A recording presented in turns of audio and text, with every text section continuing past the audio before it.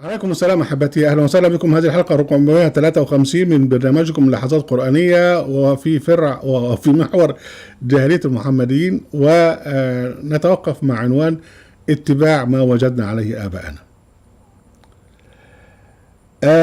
موسى لما راح لقوم فرعون قالوا أجئتنا لتلفتنا عما وجدنا عليه آباءنا. ده يونس الآية 78. انت جيت عشان خاطر يعني احنا متبعين ابائنا، تيجي تاخدنا ونتبع اللي انت بتقوله؟ اجئتنا لتلفتنا عما وجدنا عليه ابائنا. وده ما اعتاده العرب في عصر النبي محمد عليه السلام.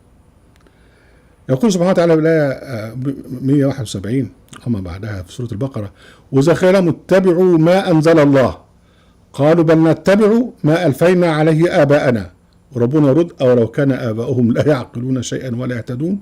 وبعدين ربنا سبحانه وتعالى يجعل لهم مثل رائع جدا: ومثل الذين كفروا كمثل الذي ينعق بما لا يسمع إلا دعاء ونداء صم بكم عمي فهم لا يعقلون.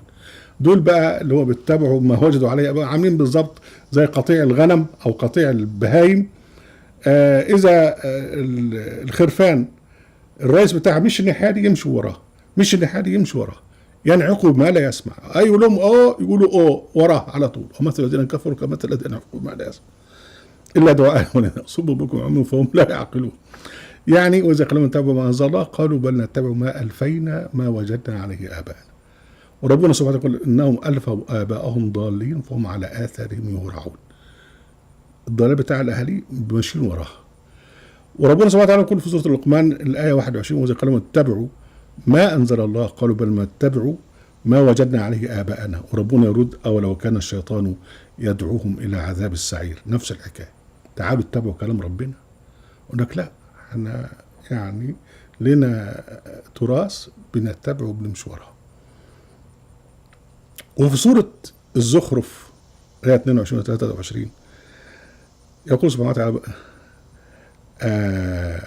بل قالوا إن وجدنا آباءنا على أمة وإنا على آثارهم مهتدون.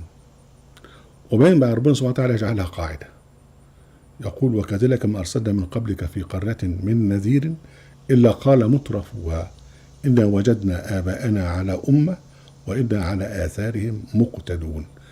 الزخرف الآية 22 و 23. شوف بقى الإعجاز هنا، ده بالضبط اللي يتكرر. يقول لك إن وجدنا آباءنا على أمة، يقول لك أمة يعني أجمعت الأمة على كذا، الأمة السلف بيقول كذا، يعني ما وجدنا عليه آباءنا هو ده اللي موجود. أنت تخرج على إجماع الآباء، على إجماع السلف، لا ما يصحش.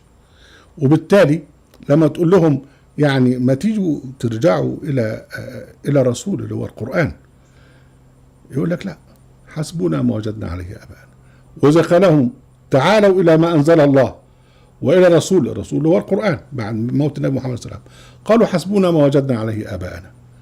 ربنا سبحانه وتعالى يقول: أولو كان آباؤهم لا يعلمون شيئا ولا يهتدون. طب ما انتوا آباؤكم كانوا ضالين، يعني هل معنى كده؟ والقرآن نزل عشان خاطر الهداية.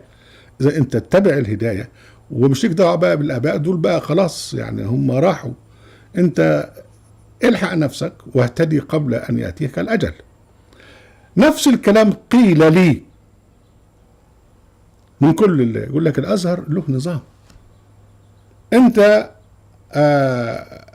مدرس في الأزهر في جامعة الأزهر، لابد أن تتبع المنهج بتاع الأزهر.